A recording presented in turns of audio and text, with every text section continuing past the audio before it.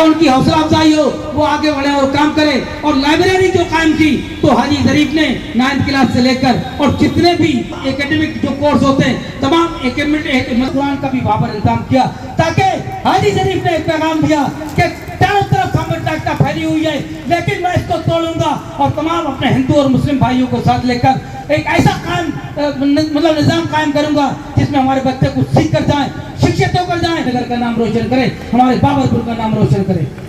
एक ऐसा शख्स जो आपका लीडर है, वो आपका लीडर नहीं, वो आपका अभिभावक है, आपका गार्जियन है, जिसने आपके लिए, आपके तहफ़्फ़ुज़ के लिए कुछ सोचा।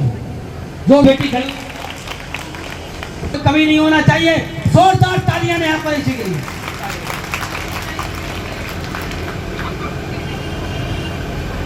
सबसे पहले सभी को मेरा अस्सलाम वालेकुम, गुड इवनिंग एवरीवन। मैं नेहा कुरैशी। मुझे ये बताते हुए बहुत खुशी हो रही है कि आज ने हमें इतना अच्छा मौका दिया। महिलाओं के लिए, स्टूडेंट्स के लिए बहुत अच्छी फाउंडेशन चलाई जा रही है। इस फाउंडेशन में गर्ल्स को सिलाई, मेहंदी, ब्यूटिशियंस और लाइब्रेरी जैसी सुविधाएं उपलब्ध करवाई गई हैं। सिलाई और मेहंदी के लिए भी, ब्यूटी के लिए भी सभी तरह की मशीन्स अवेलेबल हैं एंड लाइब्रेरी में हर तरह की बुक्स अवेलेबल है। यहाँ हमें बहुत इस फाउंडेशन में हर चीज़ हाजी जरीफ सर ने सिस्टमेटिक रखी है। उन्होंने हमारे लिए इतनी अच्छी फाउंडेशन चलाई and specially thanks from my teach. Thank you. अस्सलाम वालेकुम।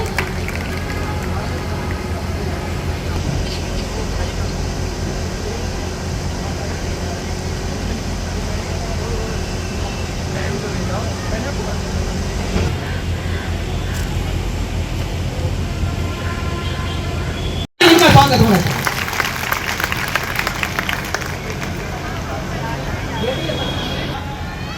स्वागत करेंगे बुका देकर और आपके निगम पार्षद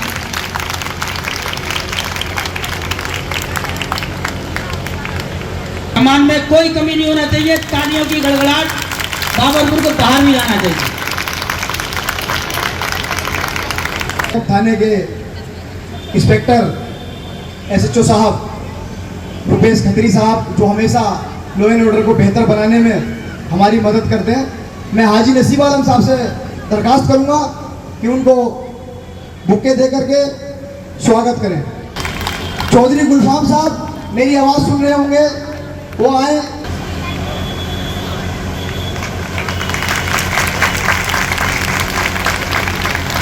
साहब से दरखास्त करूंगा कि वो उनको फूलों को गुलदस्ता दे करके उनका स्वागत करें।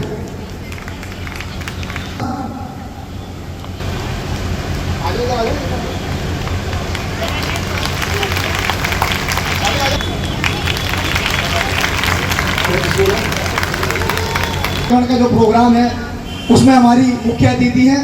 मैं आपसे दरखास्त करूंगा कि उनको फूलों को गुलदस्ता दे करके आप स्वागत करें उनका।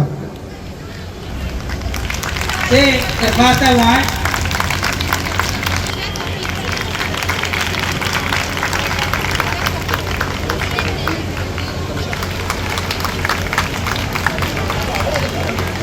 श्री विवेक कुमार मतलब त्यागी जी तशरीफ ला चुके हैं, जो ऐसी भी यहाँ पर कम के क्षेत्र।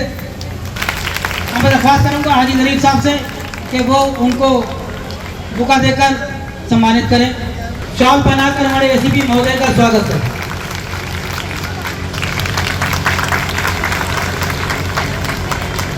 प्रशांत कुमार जी तशरीफ ला चुके हैं, जोरदार तालियों से उनका स्वागत।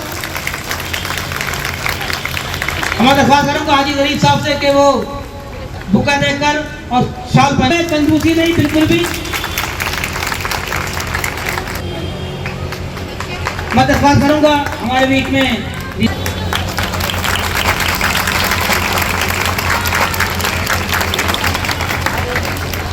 फिजा के लिए जूही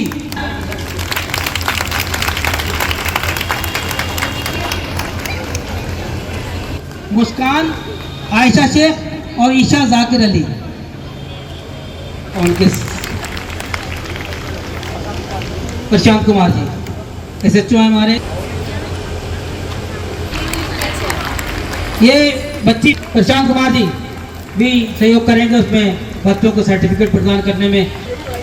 एसीपी जी हमारे बीच में मौजूद हैं, वो भी इनका सहयोग करें। में थोड़ी कंजूसी है, अब बचा के घर को ले ले जाते आगे आए। और संदीप लांबा जी जो डीसीपी महोदय उनके साथ में। मेरे बोलने से पहले मैं चाहूँगा कि हमारी सब इंस्पेक्टर कीर्ति वो बोले, माइक जो है उन्हीं को दे रहा हूँ। सभी का धन्यवाद। सब इंस्पेक्टर कृति सिंह है, मैं अभी वेलकम थाने में पोस्टेड हूँ। तो मैं अपनी बातचीत की जो शुरुआत है वो वहाँ से करना चाहूँगी कि मेरा जो होम टाउन है वो सोनभद्र डिस्ट्रिक्ट का है, उत्तर प्रदेश का। ज़्यादातर लोगों ने सुना नहीं होगा क्योंकि बहुत ही पिछड़ा इलाका है। तो मैं बस 2 लाइन यही कहना चाहूँगी कि अगर मैं वहाँ से यहाँ तक दिल्ली तक का अगर सफ़र तय कर सकती हूँ तो आप सभी जो दिल्ली में पहले से ही मौजूद हैं सभी लोग अपनी सफ़र बुलंदियों तक लेके जा सकते हैं। ठीक है, हर एक के अंदर एक जज्बा होता है, एक ड्रीम होता है। बस आपको डिसाइड करना है कि आपको अपने सपनों के लिए मेहनत करनी है या नहीं करनी है।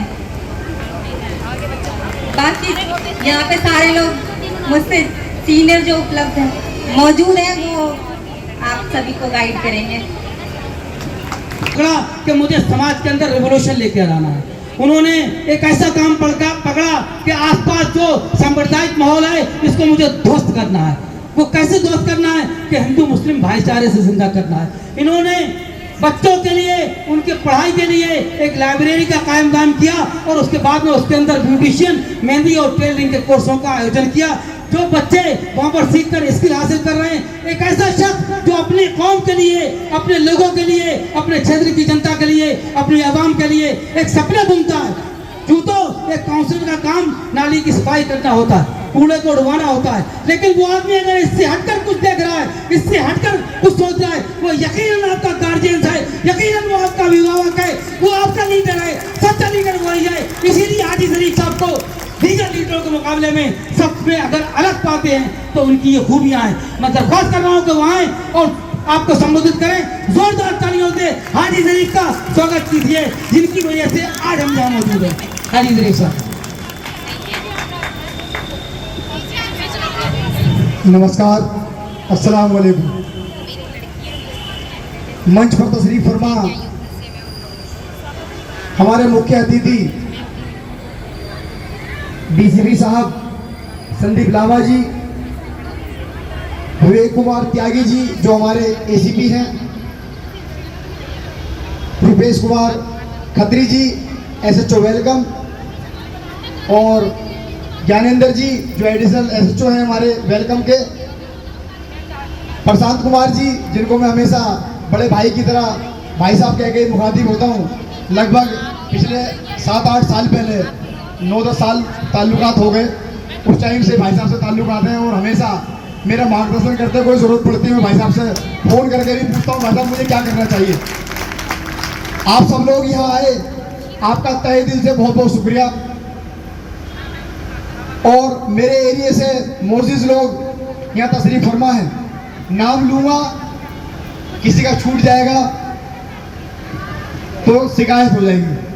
आपसे माजरत चाहता हूँ, माफ़ी चाहता हूँ, नाम किसी का नहीं लूँगा।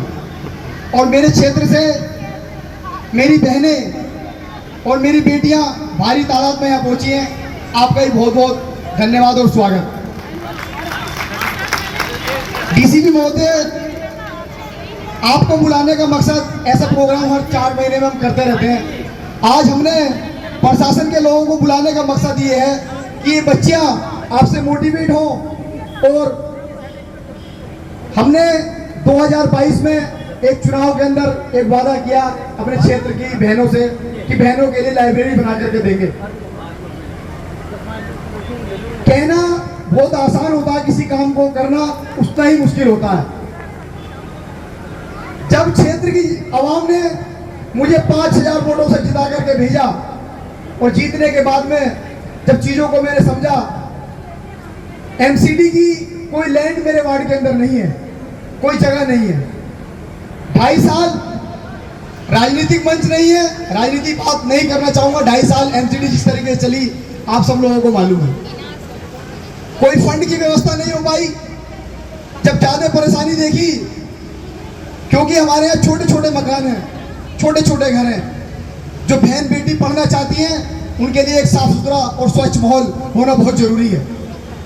तो मैंने अपनी टीम से बात की, जो मेरे साथी हैं, उन्होंने कहा हाजी साहब आपको अल्लाह ताला ने बहुत नवाजा है, आप इसमें आगे बढ़िए और पर्सनल अपने फाउंडेशन के माध्यम से लाइब्रेरी की व्यवस्था कीजिए।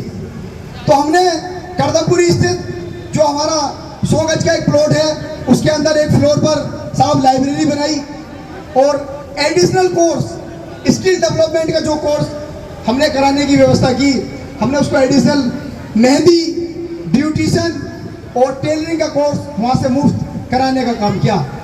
इसका मकसद सिर्फ एक है कि समाज पढ़े, और जब एक बहन एक बेटी पढ़ती है तो वो दो खानदान को संवारती है। एक बेटा पढ़ता है तो एक परिवार संवरता है। जब वो बहन के रूप में अपने घर पे होती है तो उससे उसका खानदान मोटिवेट होता है। जब वो पढ़ लिख करके अपने ससुराल जाती है तो एक दूसरा खानदान भी उससे पूरा मोटिवेट होता है। अगर मैं यहाँ से कहना चाहूँगा, जो कबीर नगर की आवाम यहाँ बैठी है, अगर समाज को सुधारना है तो आपको एजुकेशन पे काम करना होगा। बहनों को इनके सपनों को उड़ान देनी होगी, आप लोगों को मेरी मदद करनी होगी, आप लोगों को आगे आना होगा।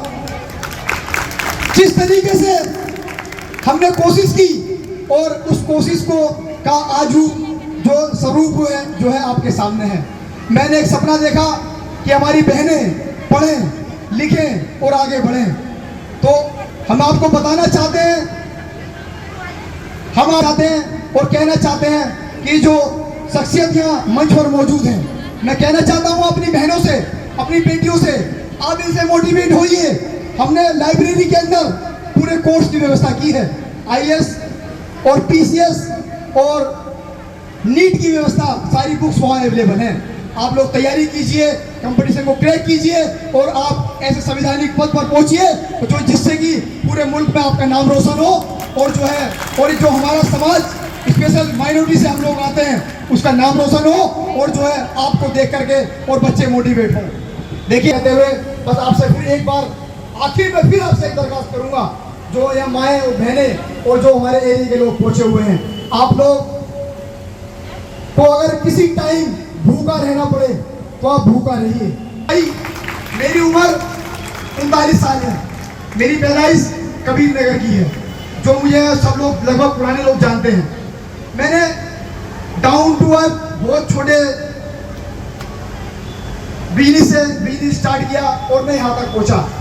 आज राजनीति में भी और अच्छे बुरे लोग, आप सब लोग मेरा सम्मान करते हैं, मगर मैं आपको बताना चाहता हूँ कि मुझे अगर किसी चीज़ की कमी महसूस होती है तो वो शिक्षा की कमी महसूस होती है। मेरे फादर ने मुझे पढ़ाया लिखाया और मैंने 12th की।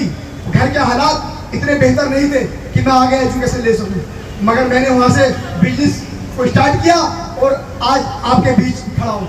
तो मैं आपको अपनी बात बताने का मकसद यही है कि अगर मैं शायद और अच्छा पढ़ता और आगे मैं ज़्यादा शिक्षा हासिल करता तो हालात और बेहतर हो सकते थे। हमारी प्रशासन की और हमारी बहुत मदद कीजिए। जिस तरीके से पूरे क्षेत्र के अंदर छोटे छोटे बच्चे क्राइम के अंदर जा रहे हैं, मैं आप लोगों को कहना चाहता हूं कि उन पर रोक लगाने के लिए सिर्फ शिक्षा ही एक विकल्प है। साहब ने एक बात कही थी, मैं वहाँ मौजूद नहीं था, मगर एक इमाम साहब ने मुझे बताया कि हमारे एडिशनल जो DCP साहब हैं, लामा साहब, हमारे क्षेत्र में आए, लगभग 2 महीने पहले की बात है, उसको मैं दोहराना चाहूँगा। और साहब ने वहाँ आकर के सारे एरिया के इमामों को बुलाया और उनसे बात की, उन लोगों को समझाने की कोशिश की, उन लोगों से कहा, एक छोटी सी बात, एक छोटा सा वाक्य बताऊंगा उसके अंदर। बस साहब ने कहा कि भैया अगर समाज के अंदर सुधार लेकर आना है, इस क्राइम को रोकना है, तो सबसे पहले आप एरिया के जिम्मेदार लोग हैं। जो खुतबा आप लोग जुम्मे के दिन देते हैं, आप मिंबर से खड़े होकर के लोगों को समझाते हैं, वहां से लोगों को समझाइए। जो गलत काम करने वाले लोग हैं, जो क्रिमिनल लोग हैं, इनकी इज्जत आप लोग मत कीजिए। जब आप इन लोगों को बढ़ावा नहीं देंगे तो क्राइम अपने आप रुक जाएगा। तो साल की बात मैं आपको दोबारा मैंने आपको बताई। और अगर समाज को सुधारना है तो लॉ एंड ऑर्डर को बहुत अच्छी तरीके से हमें सुधारने की जरूरत है और उसमें आप सबकी मदद की जरूरत पड़ेगी। जो वादी वो आप में से ही थी, आप में से ही हमारी बेटी है, हमारी बहन है। हमें गर्व है कि पाकिस्तान को जिस तरीके से उन बहनों ने मुंह तोड़ जवाब दिया। मैं आपसे आशा करता हूँ, उम्मीद करता हूँ कि हम में आपके बीच में से कोई बहन बेटी पढ़ करके आगे आए, IAS बने, IPS बने और देश का नाम रोशन करे। जय हिंद, जय भारत।